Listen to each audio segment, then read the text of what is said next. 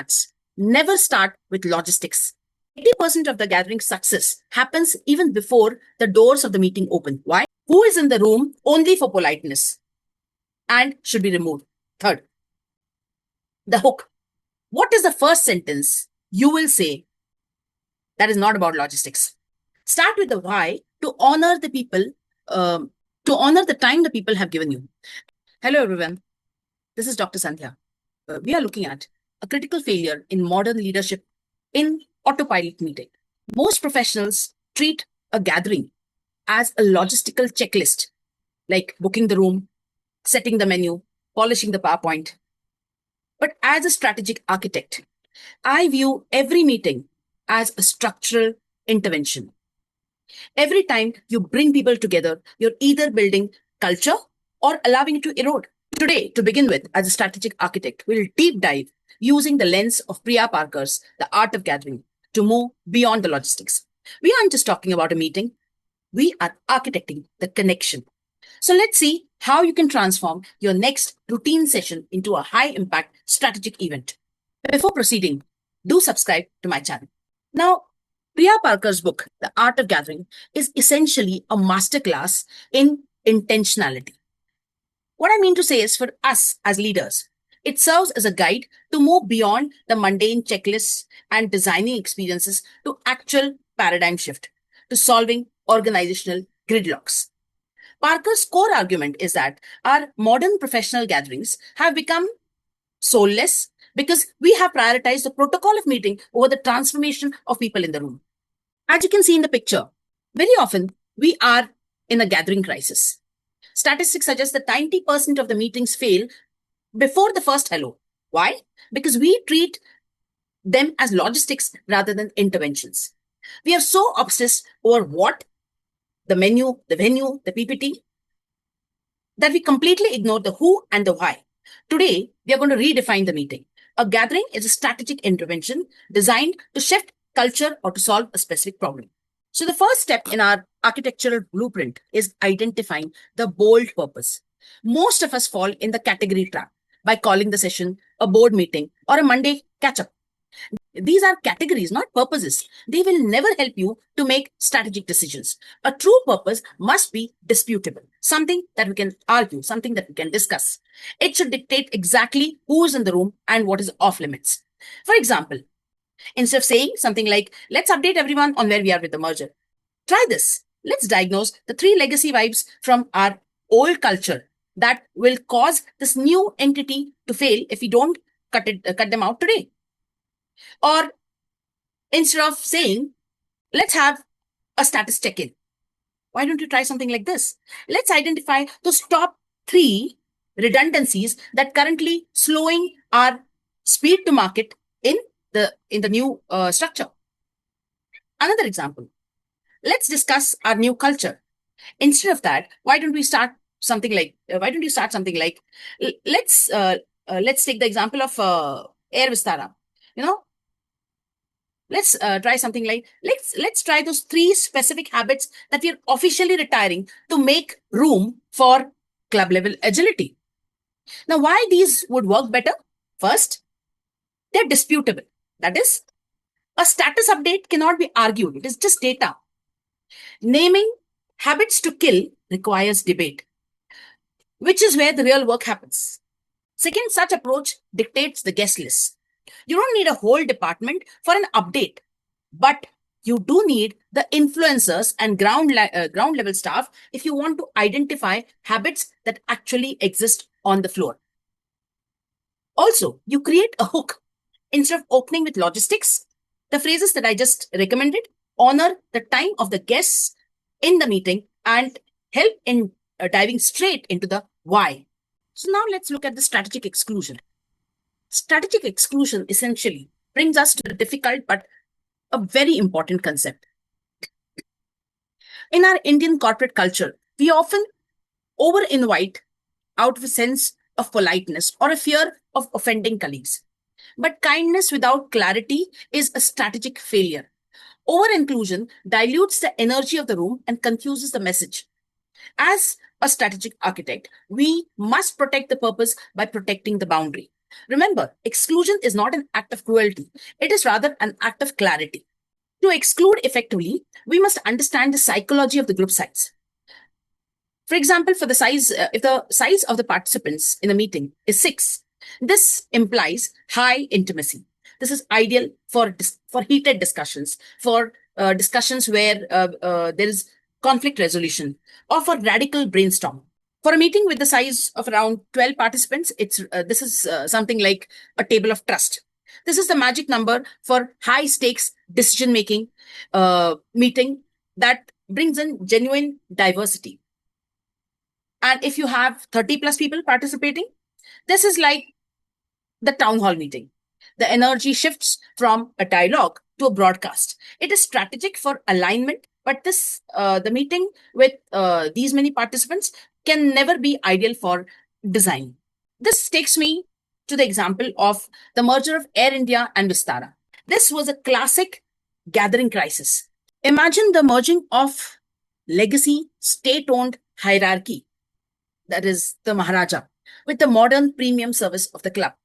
Now, over here, the challenge was not just technical, it was a human puzzle of thousands of employees from opposite spectrums needing a unified culture. This integration succeeded through two major art of gathering moves. First, they shifted the purpose from integration updates to a disputable goal. How do we create an airline with Vistara's soul at Air India's scale? Second, they practiced generous exclusion. They intentionally excluded VPs in favor of cultural influencers like pilots and ground staff to create a raw table of trust. As I always say, the architecture of the meeting determines the architecture of the outcome. If whatever I have said till now brings some value to you, please do subscribe to my channel. Now, when I said to manage high stakes meetings, one must exercise generous authority. What do I mean over here?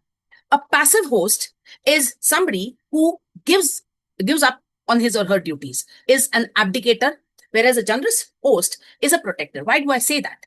Let's take a professional environment and let's look at the way the leader handles the room. The way the leader handles the room determines the quality of the outcome. The distinction between a passive host and a generous host is the difference between a wasted hour and a strategic breakthrough. A passive host is an abdicator. That is, these kind of leaders, they believe in being hands-off, and they think that this is a sign of respect or democratic leadership. They say, I'm just here to listen. I will let the group lead itself. Now, what happens is, this is not politeness. This is essentially where you give up your authority and you leave a power vacuum. In such a case, what happens is the loudest voice in that group often wins. Why? Because there is an absence of authority. So the most dominant person, not necessarily the most brilliant person, takes over. Without a host directing the conversation, what happens is a person may spend 20 minutes on something that is tangential, effectively stealing everybody's time in that meeting. And very often, the expert who may be quiet may be silenced, or there may be junior participants who may never speak up. So they may never really learn to contribute to the meeting. Result? The leader has failed to protect the very people that the leader invited. So if you look at the generous protector, how would that kind of a leader behave? Now, this leader understands his or her presence to protect the guests from each other. Such a leader shows an authority with a servant's heart.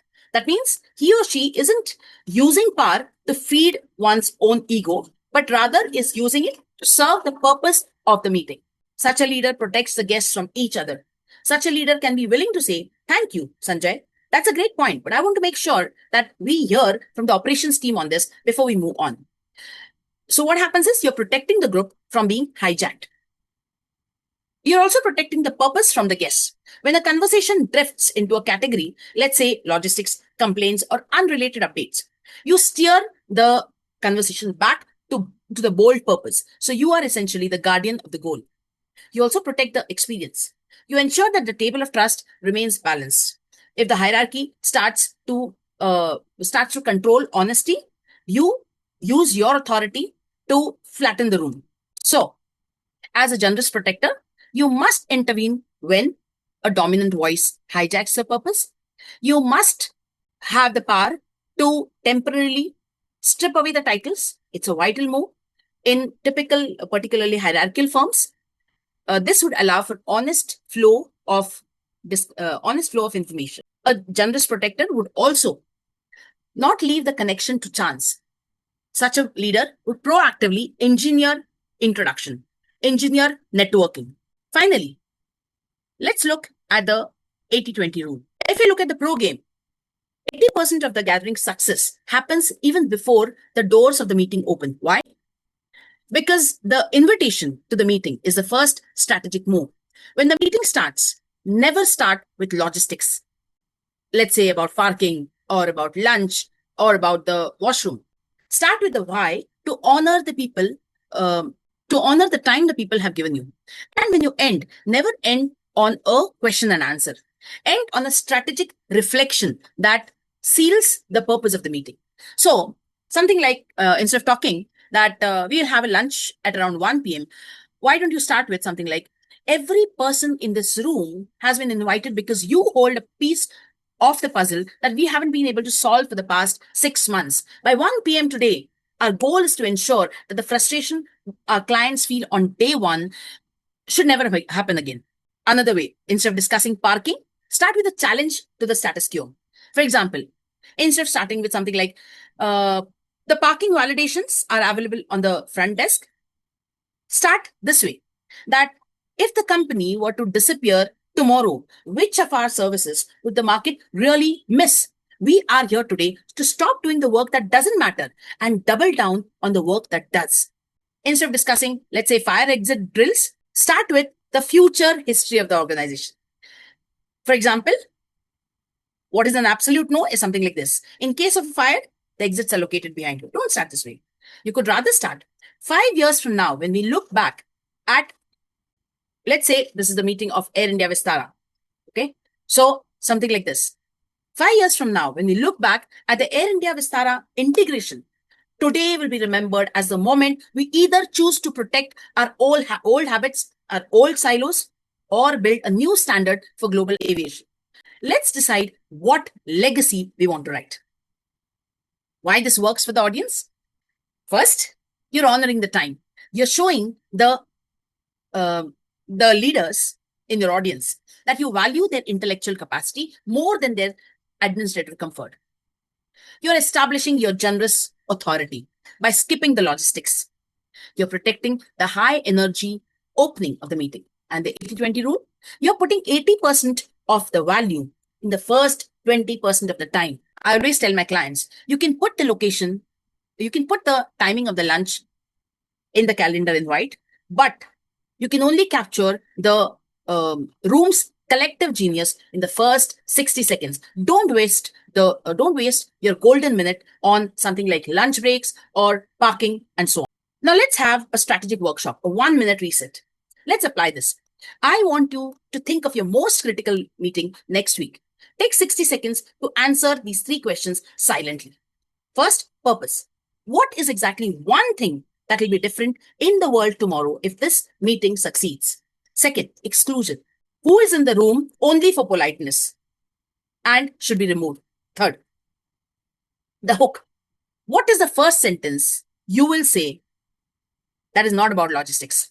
So if you want to change your organization's culture, you must change the way you gather. You have the blueprint. Now go out and architect your next connection, not your next meeting.